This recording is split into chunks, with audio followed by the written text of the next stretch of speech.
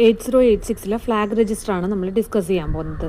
ഈ flag register എന്താണെന്ന് വെച്ചിട്ടുണ്ടെങ്കിൽ ALUവിൻ്റെ കമ്പ്യൂട്ടേഷൻ റിസൾട്ട് റിഫ്ലക്റ്റ് ചെയ്യുന്നത് ഈ ഫ്ലാഗ് രജിസ്റ്ററിലെ ബിറ്റ്സുകളെയാണ്. 8086 16 ബിറ്റ് ഫ്ലാഗ് രജിസ്റ്റർ ഉണ്ട്. ഓക്കെ, അതിനകത്ത് കണ്ടീഷൻ കോഡ് അല്ലെങ്കിൽ സ്റ്റാറ്റസ് ഇൻഫർമേഷൻസും മെഷീൻ കൺട്രോൾ ഫ്ലാഗുകളും ഇതിനകത്തുണ്ട്. അപ്പം നമ്മൾ ഫ്ലാഗ് രജിസ്റ്റർ ഒന്ന് ഡീറ്റെയിൽഡ് ആയിട്ട് നോക്കിക്കഴിഞ്ഞാൽ ഏറ്റവും താഴെ 0th ബിറ്റ് എന്ന് പറയുന്നത് ക്യാരി ഫ്ലാഗാണ്. ഓക്കെ, പിന്നെ എക്സ് കാണിച്ചേക്കുന്ന എല്ലാം അൺയൂസ്ഡ് ആണ്. പിന്നെ നമ്മൾ കാണുന്നത് പാരിറ്റി ഉണ്ട്, ഓക്സിലറി ക്യാരി ഉണ്ട്, 0 സൈൻ. ഓക്കെ, അത് കഴിഞ്ഞിട്ട് ട്രാപ്പ്, ഇൻട്രപ്റ്റ്, ഡയറക്ഷൻ, ഓവർഫ്ലോ, ബാക്കിയുള്ളതെല്ലാം അൺയൂസ്ഡ് ബിറ്റ്സ് ആണ്. കാരണം 9 ബിറ്റ്സ് മാത്രമേ നമ്മൾ ഉപയോഗിക്കുന്നുള്ളൂ. ഓക്കെ, അതിനകത്ത് 3 ഫ്ലാഗുകൾ, direction flag, trap flag, interrupt flag, okay, overflow flag, ഇതെല്ലാം ഉണ്ട്. ഓക്കെ, ഇനി നമുക്ക് ഡീറ്റെയിൽഡ് ആയിട്ട് നോക്കാം.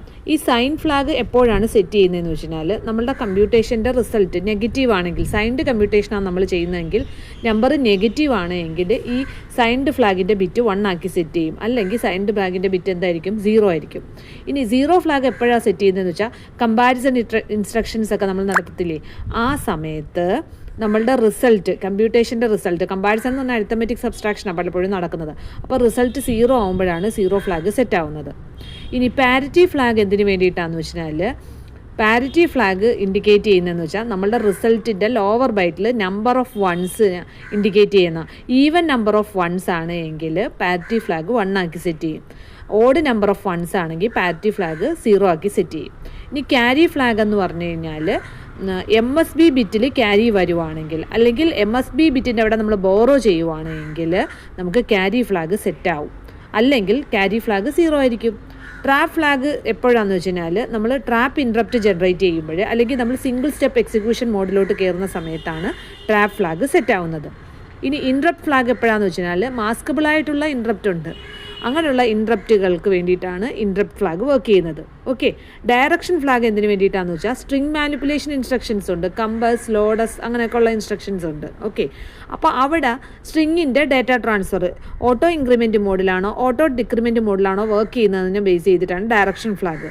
ഡയറക്ഷൻ ഫ്ലാഗിൻ്റെ വാല്യൂ 0 ആണെങ്കിൽ അത് auto, that is lowest to highest അഡ്രസ്സിലോട്ടായിരിക്കും പോകുന്നത്, അല്ലെങ്കിൽ ഓട്ടോ ഇൻക്രിമെൻറ്റ് മോഡിലായിരിക്കും വർക്ക് ചെയ്യുന്നത്, അല്ലെങ്കിൽ അത് ഓട്ടോ ഡിക്രിമെൻറ്റ് മോഡിലായിരിക്കും വർക്ക് ചെയ്യുന്നത്. ആക്സിലറി ക്യാരി ഫ്ലാഗ് എപ്പോഴാണ് സെറ്റ് ചെയ്യുന്നതെന്ന് വെച്ചാൽ ലോവസ്റ്റ് നിബിളിൽ നിന്ന് ക്യാരി, ദാറ്റ് ഈസ് നമ്മളിപ്പോൾ 0th bit, 1th bit, 2nd bit, 3rd ബിറ്റിൽ നിന്ന് 4th ബിറ്റിലോട്ട് ക്യാരി ഉള്ളപ്പോഴാണ്, അല്ലെ ബോറോ ഉള്ളപ്പോഴാണ് ഓക്സിലറി ക്യാരി ഫ്ലാഗ് സെറ്റ് ആവുന്നത്. Overflow flag signed arithmetic operations നടത്തുമ്പോൾ നമ്മളുടെ റിസൾട്ട് നമ്മളുടെ കപ്പാസിറ്റിനേക്കാളും കൂടുതൽ വരുന്ന സമയത്താണ് നമ്മൾ ഓവർഫ്ലോ ഫ്ലാഗ് സെറ്റാക്കുന്നത്. സോ ഇങ്ങനെ 9 ഫ്ലാഗ് ബിറ്റുകളാണ് 8086 ഉള്ളത്.